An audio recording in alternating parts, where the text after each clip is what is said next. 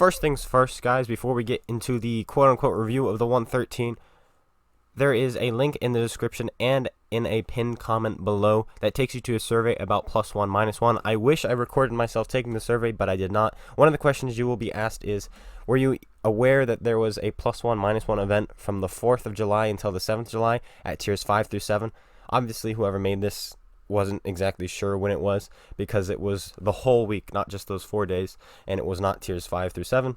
It was every single tier. So just click yes on that one, unless of course you weren't aware that there was a +1, -1 event, but if you're watching this channel, you probably knew. So click yes on that and then just continue from there. It'll probably take 2 to 3 minutes to do the survey, but I highly recommend you go do it, because remember when they had the map surveys and then a week later they actually changed the map rotation to fit the style of the players? So make sure you go do this survey. 113 time, or 113, whatever you desire to call it. Either way, it still has 3 syllables. 113, 113. Takes just as long to say, so it doesn't really matter. But before we do, I need to talk about a video 2 days ago. I said the FE215B had never been changed, but somebody, 2 people in the comments said actually the back of the turret was changed from 101 to 102 millimeters. Yes, it was changed, but that was because they rounded up. It was somewhere in the middle of 101 and 102, so they said on paper it was 101, but in reality it was more like 101.5. When it came out in HD, on paper, they just changed the value to 102, even though the armor really hasn't actually changed. And anyway, like I said, it was only changed when it was moved to HD.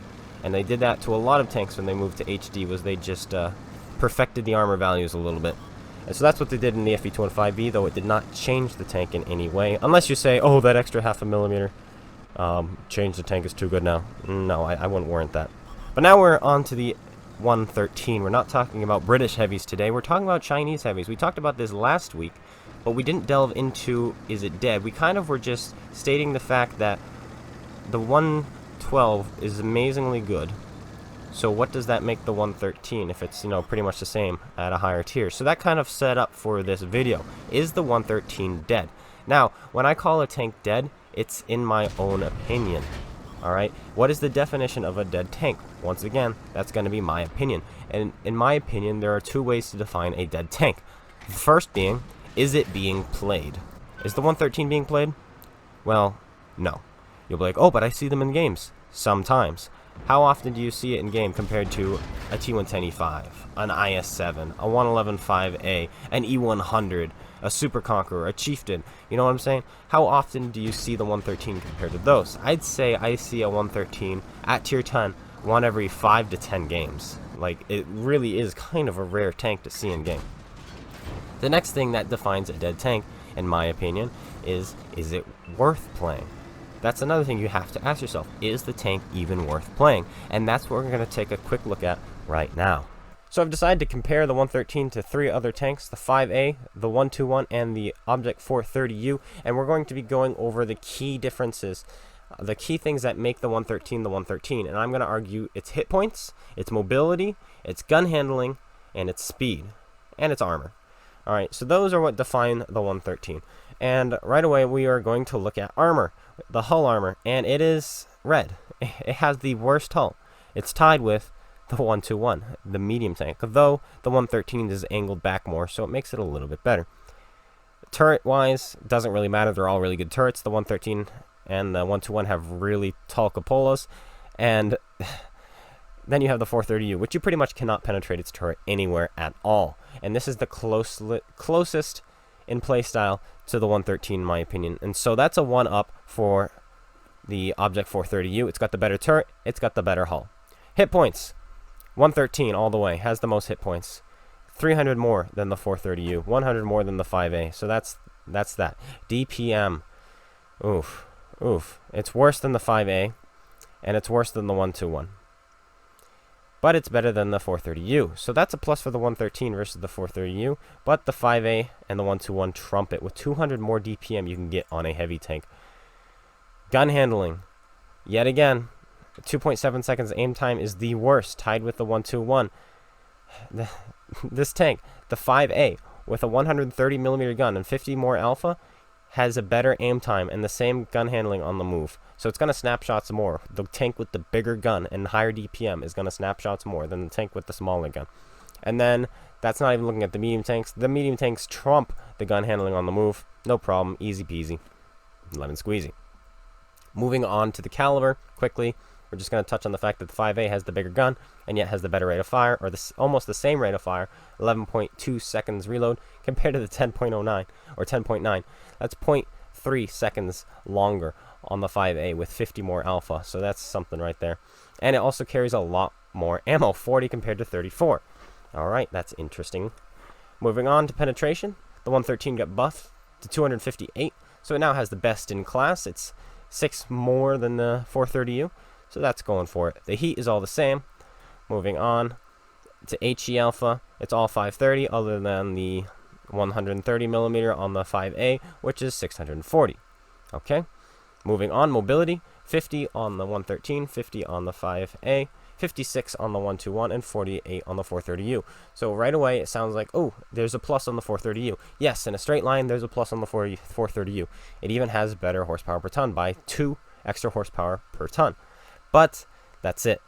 Once you look at the ground resistances, the 121 and the 430U trump it. And so the mobility kind of feels the same, if not better, on the 430U, as long as you're not on hard. When you're on soft and medium terrains, the 430U feels better.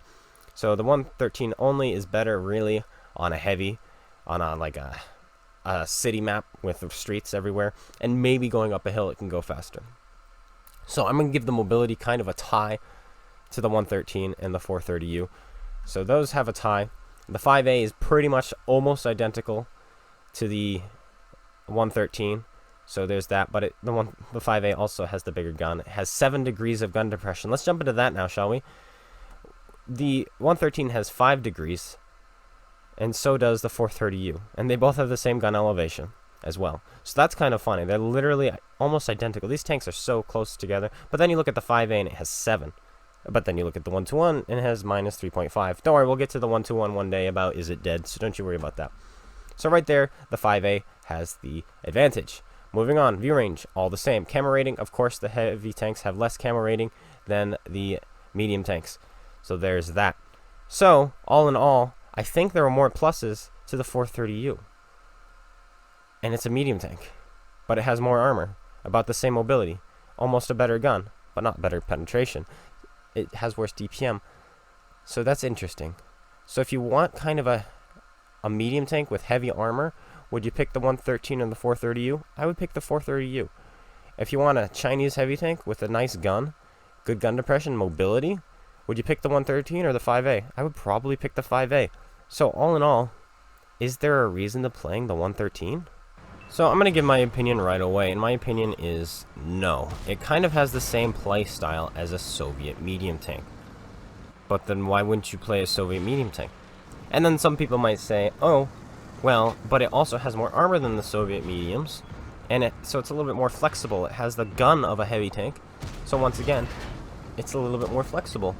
And you can find yourself in positions where you would rather a heavy tank than you would rather a Soviet medium tank. So there's that. And then I say to you, but what about the 5A? So can the 5A, can't it? Can't the 5A play like a Soviet medium tank as well? But with 7 degrees of gun depression? With more alpha? With better DPM? You know, so once again, it's like, you know, more gun depression. I think I mentioned that already, though.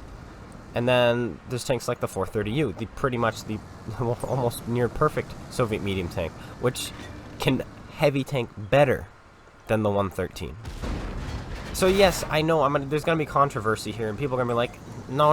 Do you see that shot that just penetrated the side of this thing's turret? If I was in a 430U, that probably would have bounced off. Why? Because the turret is kind of better angled all the way around, and it's more flat. And so that might have actually bounced off, and I would not have lost 750 health to an E100, or whatever that was behind me. I think it was an E100. So, once again, if I was in a 113 right now, I would probably be sitting at more hit points right now. I would have maybe even bounced the shell on the side, because the Russian tanks bounce shots off their side. I could be at full health right now on the 430U. Could. Probably not. I probably would have taken that one hit from the 277, but I would not have been penned by the E100 for 750 health. But then again, also, I wouldn't have the 300 extra hit points, but I would still have 400 more hit points than the 113 does right now. So, there's that. And the mobility, as I said before, it's good, it really is. But I don't think it's enough to make me like, yes, this is the tank I want to play. Because like I said, the 5A almost has near identical mobility. And then the Object 430U has near identical mobility, but has more armor. So yeah, it's kind of a toss-up. And so, like I said, because of that, I just almost don't see a need to play this tank. And I see why people aren't playing it. And I think that's the main reason, because it just doesn't have anything special. And in my opinion, every tank should have something special for it. For instance, the E100, what makes it so special is its big gun on a heavy tank, and it's just this slab of hit points and armor. And then the E5. The E5 kind of has the more flexible, all-around heavy tank role that I kind of wish the 113 had. But the E5 has it. The E5 is kind of that all-rounder. It can do everything. It can side scrape, it can heavy tank, it can medium tank, it can snapshots, it has pretty decent DPM. It has pretty good gun handling. The E5 has everything, in my opinion. Something from everywhere. The mobility is not the greatest, but it's still pretty good. It goes 37 and has really good, decent horsepower per ton, so on and so forth. Well, now that we've talked about the tank quite a bit, and you know my opinion, and I know a lot of you are going to dislike the video or disagree with me, that's fine. I've got somebody in the community, in the Clone Guy community, who actually also has this tank as his favorite, and that's fine. That's fine. Everyone has their own opinions. Remember, this video is strictly my opinion and what I've observed. And my observation has been, there aren't 113s in the game. Let's go see why. And I like the 113. I kind of did like it a bit. Way back in the day. But then they nerfed the rate of fire when the WZ-111-5 came out. Why? I don't know. The 113, in my opinion, should have better DPM than the WZ-111-5A. The 113 should, but they nerfed it. They released an unnerfed 5A from PC, which is considered too good even on PC. And then they nerfed everything else. So that's why I say the 5A right now is the best tank in the game. And the 113 just doesn't compare. Now, just because you're in a tank that you consider bad doesn't mean you can't have a good game. Just ignore the first 2 shots I fire in this game, and then we'll call it a good game, okay? Okay, that's what we're going to do. Just ignore the fact that I cannot aim for the life of me at anything. Alright? Just remember that. Ignore that. Ignore that. See, we didn't miss. Now the game just started. I haven't even loaded my gun yet. See, I haven't even loaded it. There we go. Now we're loaded, and that's the first shell I fired. And we hit the shot. But now I'm asking myself right now, what if I was in a WZ-111-5A? The reload would almost have been the same. Therefore, we would have been able to get that shot off and hit that Super Conqueror, and we probably would have done more damage to him. And we would have 7 degrees of gun depression in this location, which would help a lot more than 5 degrees works in this location. Or I could be playing a Russian medium tank, like the Object 140. And I would just be going pop, pop, pop, pop. I would have more gun depression. I would have better rate of fire. I would have better gun handling. I would have better gun accuracy. I would have APCR as my standard. I would have better penetration. Did I say penetration? I don't think so. And so I was going pop, pop, pop, pop even faster. And I'm hull down in that tank. Or I could be in a 430U and I'd be pretty much invincible. Same exact thing. I could be in a 121. And I think it could work right here with its 3.5 degrees of gun depression. But I would have insane DPM. I would have better gun handling again. I would have better reload. And so once again, it's like, would I be better in a different tank? The only 2 tanks I can think of which wouldn't be better in this situation is the IS-7 and the Object 277 because their DPMs is so low. So yes, this tank can do better than those in this certain situation.